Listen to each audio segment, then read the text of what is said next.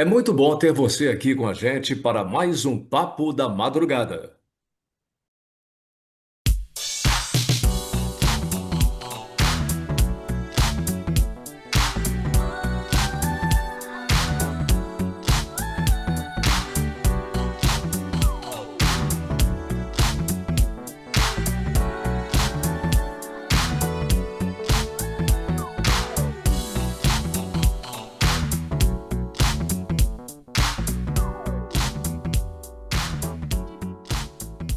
Sábado, 30 de agosto de 2025. Uma boa noite para você e para você, Marcelo Campos. Boa noite, Ronaldo. Tudo bem? Hoje estamos cheios de assuntos aí, né? E quero dar também uma boa noite para você que está nos acompanhando aqui nesse papo da madrugada. Mas na semana passada, Ronaldo, você agradeceu as pessoas que estavam acompanhando a gente, né? Ou que sempre acompanham a gente.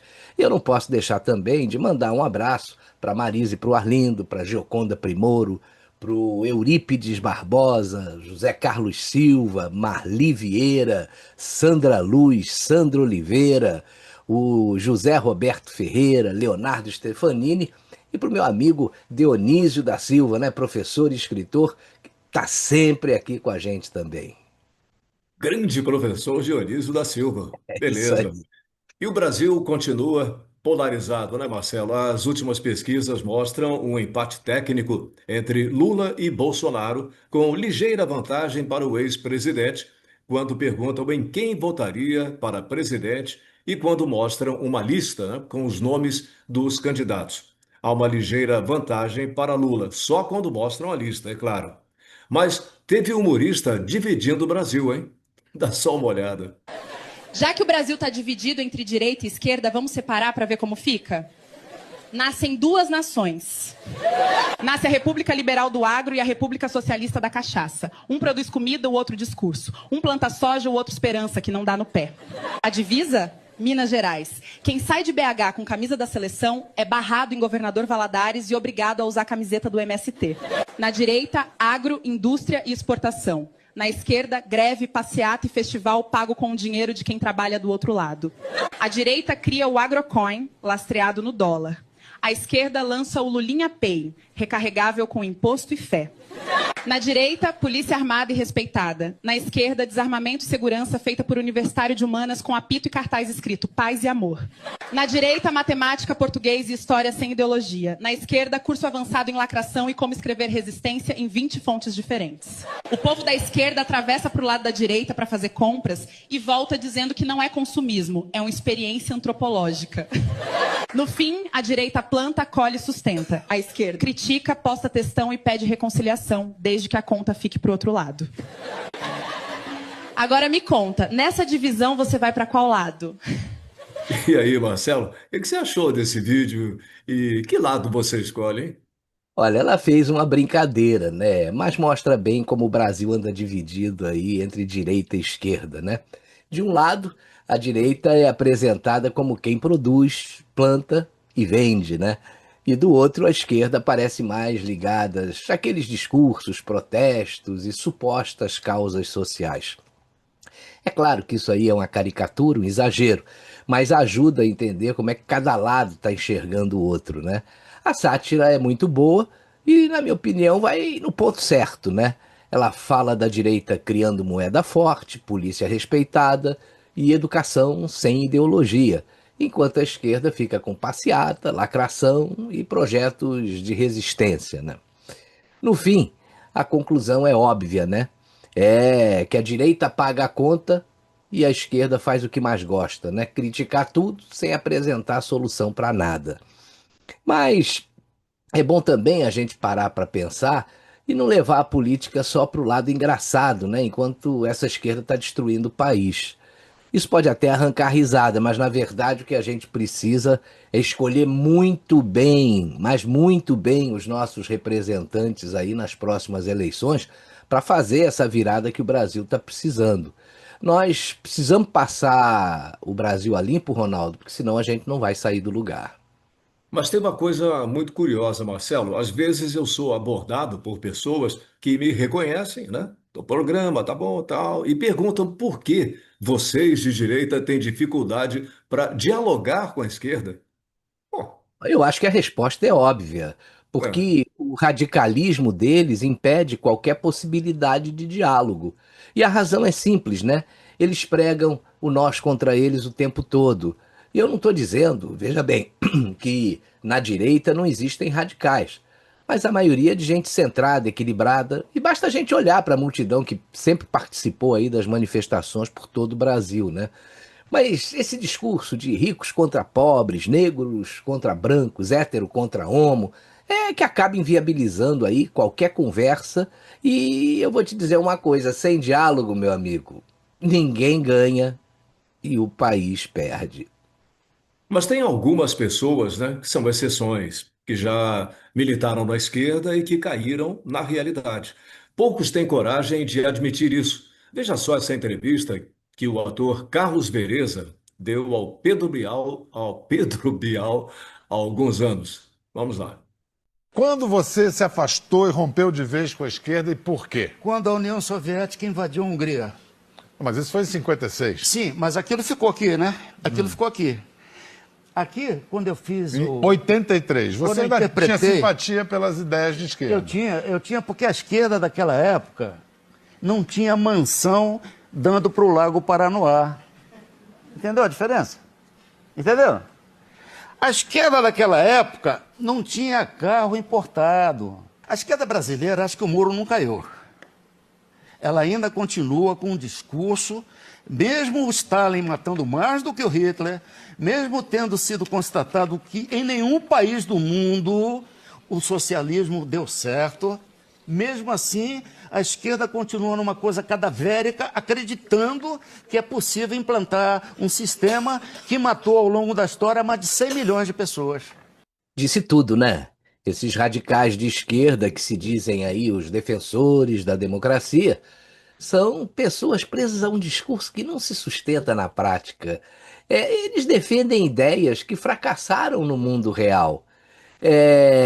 Eles ignoram a história, vivem uma contradição diária, atacando aí o capitalismo, enquanto eles aproveitam os seus maiores símbolos, né? Você já reparou como o esquerdista adora passear em Nova York e comprar iPhone? Pois é, aqui perto de casa, né? É que eu vejo muito mais, né? É um saco aturar. Laranjeiras é um bairro esquerdista fechado, impressionante. Mas eu estou muito preocupado, Marcelo, enquanto os americanos estão com navios, submarinos, helicópteros e aviões no Mar do Caribe, cercando a Venezuela, o Maduro já nomeou um novo general para enfrentar os Estados Unidos. Comandante en jefe, buenas tardes, permiso para pasar. Adelante, embajador.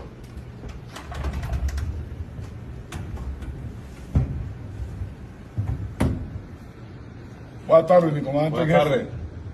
Solicito su autorización para recibir la presilla de general de división. En nombre de nuestro libertador Simón Bolívar, de nuestro amado comandante supremo Hugo Rafael Chávez Frías, señor embajador, yo he decidido y procedo a ascenderlo a general de división de la Fuerza Armada Nacional Bolivariana en situación de reserva activa, luego de haber culminado el día de hoy esta jornada aquí en el centro de comando de nuestra Fuerza Armada de planificación de la operación binacional de soberanía, paz y seguridad absoluta que se activa en la nueva fase de refuerzo en el Zulia, Táchira, Apure y el Amazonas, contando con la mejor coordinación, señor ministro Padrino, con nuestros hermanos militares y policías de Colombia. Paz, soberanía y seguridad. General de División de la Patria, felicitaciones. Muchas gracias, mi comandante en jefe. Solicito su autorización para retirar. Adelante, felicidades. Conociendo por la vía de la paz. Paz y soberanía, soberanía y paz. Bueno, seguimos reunión. Pô, que bizarrice, hein, Ronaldo? Adelante, embaixador! Você viu Me lembrou o que Chaves, né? Aqueles episódios do Chaves, é igualzinho, né, cara? Você viu que no centro de operações venezuelano, rapaz, não tem um computador. Eu só vi ali flip chart com um monte de mapas, né? Aí no final, eu pensei até que o Maduro fosse derrubar o novo general no chão antes dele assumir o cargo, quando ele deu aquele soco no peito dele, você reparou? É verdade, muito doido, né? Mas tem outro vídeo que deve ter deixado o presidente Trump muito preocupado. É sobre o treinamento da tropa venezuelana. São imagens dos chamados exercícios militares de soberania de 2017, uma iniciativa do governo venezuelano que junta militares e civis em todo o território nacional. As operações têm lugar este fim de semana. O objetivo, dizem as Forças Armadas Bolivarianas, é preparar a população da Venezuela para uma possível intervenção militar externa. Foi na semana passada que Nicolás Maduro apelou a um exercício nacional cívico-militar. O presidente diz que se trata de organizar a defesa integral e armada da pátria venezuelana. Declarações que tiveram lugar no dia em que o presidente Donald Trump disse que considerava uma intervenção militar para solucionar a crise na Venezuela. Milhares de pessoas participaram nos exercícios transmitidos pela televisão pública. Houve também protestos contra o presidente Donald Trump e o que foi definido como o poder imperialista norte-americano. Ó, Ronaldo, mais uma bizarrice, né? Você vê que basta um tiro de uma fragata americana para essa turma sair correndo aí. Essa milícia do Maduro tá precisando comer muito arroz com feijão, que por acaso estão em falta lá na Venezuela, né? Agora, dá uma olhada nessa foto. É Agora sim, verdade. né? O Trump vai se borrar de medo, né? Olha aí. E é triste a gente ver isso, né? Uma senhora, o que deve ter ali, o que, 70 e poucos anos, 80 anos de idade. É lamentável, né? Que Pois coisa, é. né? Isso não pode ser normal.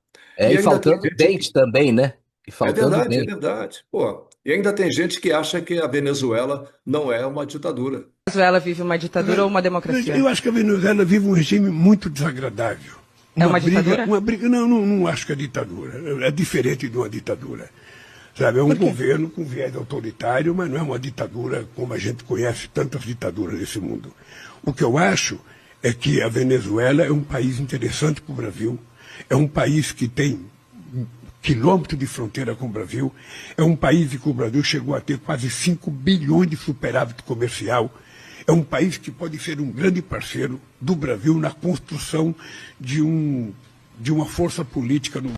Bem, a gente sabe que essa entrevista aí foi feita há muito tempo atrás, né? Mas o pior, rapaz, é que de lá pra cá, o Lula só piorou. E ele continua achando a mesma coisa. Veja que já se cogita aí um resgate do Maduro e um asilo político no Brasil. Essa informação eu vi no site Defesa Net. A reportagem, ela afirma que as negociações aconteceram entre o chanceler Mauro Vieira e o Ivan Gil da Venezuela. Isso aconteceu lá em Bogotá, naquela reunião da cúpula da Amazônia. Segundo a reportagem aí, o plano tinha duas vertentes, né? Uma delas era marítima, com a mobilização aí de 12 meios navais da Marinha do Brasil, incluindo um porta-helicópteros e fragatas, para criar aí um corredor de evacuação. E isso seria camuflado como treinamento militar e presença que eles chamam de dissuasória. Uma forma aí de burlar, segundo o site, a necessidade de aprovação do Congresso. E a segunda vertente era uma vertente aérea com KC-390 Millennium, que é um avião da FAB, com um destacamento combinado do Exército, da Marinha e da Força Aérea. Aí depois eles iam fazer um pouso em uma pista acertada aí com todo mundo, que permitiria uma extração rápida do Maduro, né, e dos seus colaboradores mais próximos. Essa pista fica, né, em Boa Vista, ou também teria uma outra opção em Manaus. Só que a Marinha do Brasil não concordou com o plano, né, o que revelou aí uma divisão interna nas nossas Forças Armadas. Segundo o site, o Serviço de Inteligência dos Estados Unidos, é óbvio, né, está monitorando o plano brasileiro. E Washington já deixou claro que qualquer tentativa de resgate aí vai acarretar sanções econômicas e diplomáticas ao Brasil, não é para menos, né? Olha, Marcelo, se o Brasil fizer isso, o mundo não vai ter mais dúvidas de quem é o Lula e de que lado, né, o Lula está, né? Agora imagina qual vai ser a reação dos Estados Unidos. Eu nem quero pensar nisso. O pior é que já teve, segundo esse mesmo site, uma preparação logística com voos de treinamento em Anápolis e Campo Grande, deslocamento de blindados para Boa Vista e reforço militar na cidade de Pacaraima, né? Bom, e as informações complementando aí, que foram dadas pelo site DefesaNet, são comprovadas com prints e fotos detalhadas sobre a operação e sobre a reunião do chanceler brasileiro com o representante venezuelano sobre disfarce aí de agenda para discutir a Amazônia, né? Sempre isso.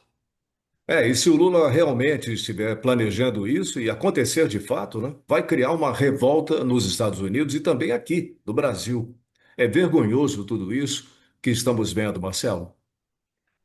Eu só não sei como é que o governo brasileiro, Ronaldo, vai operacionalizar isso. Porque não tem dinheiro nem para abastecer avião da FAB para transportar os ministros do Supremo e alguns ministros do governo, né?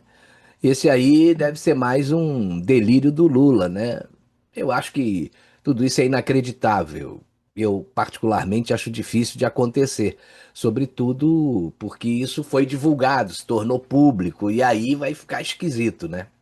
Vai ficar mesmo, viu? Pois é, Marcelo. Já que estamos falando da Venezuela, apesar dos pesares, o turismo está bombando por lá. Olha aí. Opa! Rapaz, se dispara o Turismo. turismo da Venezuela, temporada de cruzeiro, né? Pô. Olha, mas nessa época em que a gente não sabe o que é verdade ou criação da inteligência artificial, é bom você fazer esse teste aqui, dá uma olhada. Esses carros aqui é real. Esse aqui, o outro é IA. Qual dessas pedras aqui no chão é real? Só aquela lá no fundo, as outras aqui é tudo IA. Esse arranhado aqui no carro é real ou não? Não é real. Isso aqui foi feito com inteligência artificial. Qual desses presidentes é real? Esse aqui. O outro foi criado por IA. Interferência do Alexandre. Putz, caramba, é por isso que eu digo, Marcelo, com tudo isso que está acontecendo, o homem é mais importante do que nunca, né? Ó, A mulher precisa do homem para alguma coisa? Não, meu querido. Então o homem não é importante. Não.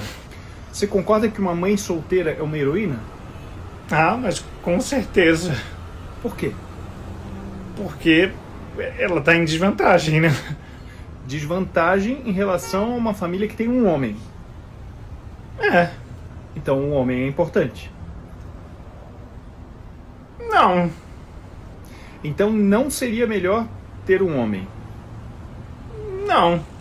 Então se é melhor não ter um homem, então a mãe solteira está em vantagem. Esse tipo de núcleo familiar não precisa de nenhum cuidado especial da sociedade, né? Precisa, sim. Claro. Então é porque o homem é importante. Fascista! essa é bem esquerda, né? Quando não tem argumento, Muito esquerda. bate, cospe, sei lá mais o que eles fazem, né? Olha, mas Ronaldo, vamos terminar o programa de hoje com um esquenta pro carnaval que vem aí. Muito O que que você bom. acha? Beleza, vamos lá. Pô, afinal, faltam só 6 meses para a maior festa popular do Brasil. Ministro Alexandre de Moraes, ministro Alexandre de Moraes, ministro Alexandre de Moraes, ministro Alexandre de Moraes.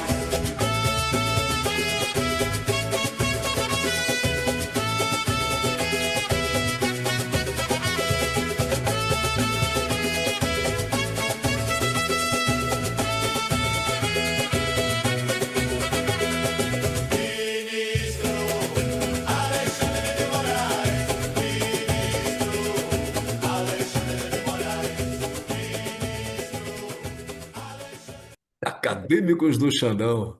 Que ovada, hein? Meu Deus do céu. E o nosso Papo da Madrugada termina no ritmo da Acadêmicos do Xandão, como você acabou de ver agora, né? Valeu a companhia e na semana que vem tem mais, hein? Olha, foi muito bom ter você por aqui. Se você gostou do nosso papo de hoje, deixa o seu like, ajuda a gente aí a divulgar o canal, né? Instantnews.1. Um grande abraço para você, abraço, Ronaldo. Abraço.